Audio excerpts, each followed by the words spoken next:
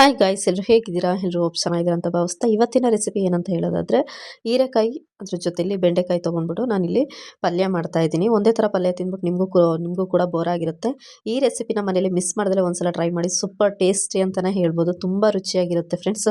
ಬರೀ ಬೆಂಡೆಕಾಯಿ ಜೊತೆಲಿ ಕೆಲವ್ರಿಗೆ ಬೆಂಡೆಕಾಯಿ ಲೋಳೆ ಥರ ಇರುತ್ತೆ ಅಂತೇಳಿ ಕೆಲವ್ರು ಲೈಕ್ ಮಾಡಲ್ಲ.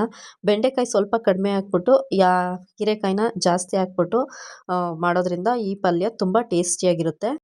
ಫ್ರೆಂಡ್ಸ್, ವಿಡಿಯೋನ ಸ್ಕಿಪ್ ಮಾಡ್ದಲೆ ಪೂರ್ತಿ ವಿಡಿಯೋ ನೋಡಿ ಅಂತ ಹೇಳ್ತಾನೆ. ಇಲ್ಲಿ ಬೆಂಡೆಕಾಯಿ ಒಂದು 4ರಿಂದ 5 ತೊಗೊಂಡಿದ್ದೀನಿ. ಅದ್ರ ಜೊತೆ ಒಂದು 1/4 kg ಹೀರೆಕಾಯಿ ತೊಗೊಂಡಿದ್ದೀನಿ. ಫ್ರೆಂಡ್ಸ್, ವಿಡಿಯೋನ ಕಂಟಿನ್ಯೂ ಮಾಡೋಕ್ಕಿಂತ ಮುಂಚೆ ಯಾರೆಲ್ಲ ಹೊಸದಾಗಿ ವೀಡಿಯೋಸ್ ನೋಡ್ತಾ ಇದ್ದಾರೆ ಪ್ಲೀಸ್ ನನ್ನ ಚಾನಲ್ ಸಬ್ಸ್ಕ್ರೈಬ್ ಮಾಡಿಕೊಂಡು ಪಕ್ಕದಲ್ಲೇ ಇರೋ ಬೆಲ್ಲೈಕನ್ ಕ್ಲಿಕ್ ಮಾಡಿ ಅಂತ ಹೇಳ್ತಾ ವಿಡಿಯೋನ ಕಂಟಿನ್ಯೂ ಮಾಡೋಣ. ಫ್ರೆಂಡ್ಸ್ ನಾನಿಲ್ಲಿ ಮೊದಲಿಗೆ ಹೀರೆಕಾಯಿನ ಆಮೇಲೆ ಬೆಂಡೆಕಾಯಿನ ಒಂದು ಸ್ವಲ್ಪ ಫ್ರೈ ಮಾಡ್ಕೋಬೇಕಾಗುತ್ತೆ. ಒಗ್ಗರಣೆಗೆ ಹಸಿಮೆಣಸಿನಕಾಯಿ, ಈರುಳ್ಳಿ, ಟೊಮೊಟೊ ಅಷ್ಟೇ ತೊಗೊಂಡಿರೋದು.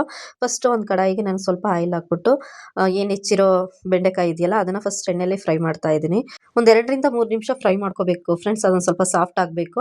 ಅದನ್ನು ಫ್ರೈ ಮಾಡುವಾಗಲೇ ಒಂದು ಸ್ವಲ್ಪ 1/4 ಟೀ ಸ್ಪೂನು ಸಾಲ್ಟ್ ಹಾಕ್ಬಿಟ್ಟು ಫ್ರೈ ಮಾಡೋದ್ರಿಂದ ತುಂಬ ಸಾಫ್ಟ್ ಆಗುತ್ತೆ. ಇದನ್ನು ಈ ಥರ ಫ್ರೈ ಮಾಡೋದ್ರಿಂದ ಪಲ್ಯ ತುಂಬ ಟೇಸ್ಟಿಯಾಗಿರುತ್ತೆ ಫ್ರೆಂಡ್ಸ್. ನೀವು ಈ ಥರ ಟ್ರೈ ಮಾಡಿಲ್ಲ ಅಂದರೆ ಮಿಸ್ ಮಾಡ್ದಲೇ ಒಂದ್ಸಲ ಮನೇಲಿ ಟ್ರೈ ಮಾಡಿ ಅಂತ ಹೇಳ್ತಾ ನೆಕ್ಸ್ಟು ಅದೇ ಬಾಣಲಿಗೆ ನಾನು ಇನ್ನೊಂದು ಸ್ವಲ್ಪ ಆಯಿಲ್ ಹಾಕ್ಬಿಟ್ಟು ನಾನಿಲ್ಲಿ ಬೆಂಡೆಕಾಯಿನೂ ಕೂಡ ಫ್ರೈ ಮಾಡ್ಕೊತಾ ಇದ್ದೀನಿ. ಏನು ಆಯಿಲ್ ಅಂದರೆ ನಾನು ಎರಡನ್ನೂ ಫ್ರೈ ಮಾಡಿರೋದ್ರಿಂದ ಒಂದೊಂದು ಸ್ಪೂನ್ ಅಷ್ಟೇ ಆಯಿಲ್ ಹಾಕಿರೋದು. ನಾನು ತುಂಬ ಏನು ಆಯಿಲ್ ಹಾಕಿಲ್ಲ. ನೀವೂ ಅಷ್ಟೇ ನಿಮಗೆ ಬೇಕು ಅಂದರೆ ಎಷ್ಟು ಬೇಕೋ ಅಷ್ಟು ಆಯಿಲ್ ಹಾಕ್ಬಿಟ್ಟು ಫ್ರೈ ಮಾಡಲಿಕ್ಕೆ ಎಷ್ಟು ಬೇಕೋ ಅಷ್ಟು ಆಯಿಲ್ ಹಾಕ್ಬಿಟ್ಟು ನೀವು ಫ್ರೈ ಮಾಡಿದರೆ ಆಯಿತು. ಎರಡನ್ನೂ ಫ್ರೈ ಮಾಡಿಬಿಟ್ಟು ಒಂದು ಪ್ಲೇಟಿಗೆ ಎತ್ತಿಟ್ಕೊಂಡು ನೆಕ್ಸ್ಟ್ ಅದೇ ಕಡಾಯಿಗೆ ನಾನು ಸ್ವಲ್ಪ ಆಯಿಲ್ ಹಾಕ್ಬಿಟ್ಟು ಸಾಸಿವೆ ಆಮೇಲೆ ಒಗ್ಗರಣೆಗೆ ಹಸಿಮೆಣಸಿನ್ಕಾಯಿ, ಈರುಳ್ಳಿನೂ ಕೂಡ ಹಾಕ್ಬಿಟ್ಟು ಸ್ವಲ್ಪ ಸಾಲ್ಟ್ ಹಾಕ್ಬಿಟ್ಟು ನಾನು ಇಲ್ಲಿ ಫ್ರೈ ಮಾಡ್ತಾ ಇದ್ದೀನಿ. ಆ ಟೈಮಿಗೆ ಒಂದು ಸ್ವಲ್ಪ ಟೊಮೊಟೊ ಹಾಕ್ಬಿಟ್ಟು ಸಾಫ್ಟ್ ಆಗೋ ತನಕ ಬೇಯಿಸಿದ್ರೆ ಆಯಿತು ಫ್ರೆಂಡ್ಸ್. ಟೊಮೊಟೊ ಎಲ್ಲ ಫ್ರೈ ಆದಮೇಲೆ ನಾನು ಏನು ಫ್ರೈ ಮಾಡಿ ಇಟ್ಕೊಂಡಿದ್ದೀನಿ ಹೀರೆಕಾಯಿ ಬೆಂಡೆಕಾಯಿನೂ ಕೂಡ ಅದಕ್ಕೆ ಹಾಕ್ಬಿಟ್ಟು ಮಿಕ್ಸ್ ಮಾಡ್ತಾ ಇದ್ದೀನಿ. ಫ್ರೆಂಡ್ಸ್, ಹೀರೆಕಾಯಿನ ತೆಳುವಾಗಿ ಈ ರೀತಿ ರೌಂಡ್ ಶೇಪಲ್ಲಿ ಕಟ್ ಮಾಡಿದರೆ ಚೆನ್ನಾಗಿ ಅನಿಸುತ್ತೆ, ಒಂಥರ ಟೇಸ್ಟ್ ಚೆನ್ನಾಗಿ ಅನಿಸುತ್ತೆ.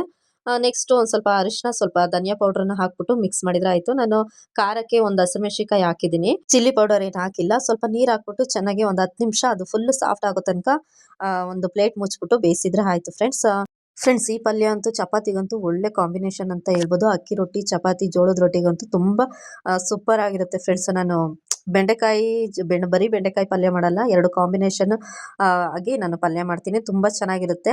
ನೆಕ್ಸ್ಟ್ ಇದಕ್ಕೆ ಸ್ವಲ್ಪ ಕಾಯಿ ತುರಿ ಹಾಕಬೇಕು. ಕೊತ್ತಂಬರಿ ಸೊಪ್ಪು ಏನೂ ಹಾಕಿಲ್ಲ ನಾನು. ಆ ಪಲ್ಯ ಆದರೂ ತುಂಬ ಟೇಸ್ಟಿಯಾಗಿರುತ್ತೆ. ಒಂದು ಸ್ವಲ್ಪ ಕಾಯಿ ತುರಿ ಹಾಕ್ಬಿಟ್ಟು ನಾನು ಇದು ಪೌಡ್ರ್ ಹಾಕ್ತಾ ಇದ್ದೀನಿ. ಇದು ಮರಳು ಪೌಡ್ರು ಅಂತ ಹೇಳಿ ಒಂದೊಂದು ಕಡೆ ಉತ್ತರ ಕರ್ನಾಟಕ ಸ್ಟೈಲು ಇದಕ್ಕೆ ಒಂದೊಂದು ರೀತಿ ಹೆಸರಿದೆ.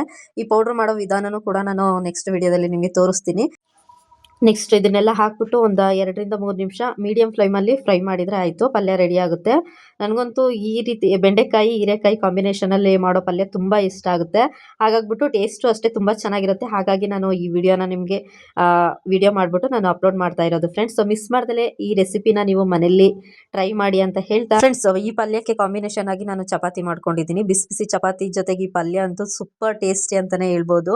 ಈ ಚಳಿ ವೆದರ್ಗಂತೂ ತುಂಬಾ ಚೆನ್ನಾಗಿರುತ್ತೆ ಫ್ರೆಂಡ್ಸ್. ನೀವು ಕೂಡ ಮಿಸ್ ಮಾಡ್ದಲೇ ಟ್ರೈ ಮಾಡಿ ಅಂತ ಹೇಳ್ತಾ ಜೋಳದ ರೊಟ್ಟಿಗೂ ಅಷ್ಟೇ ತುಂಬ ಚೆನ್ನಾಗಿರುತ್ತೆ.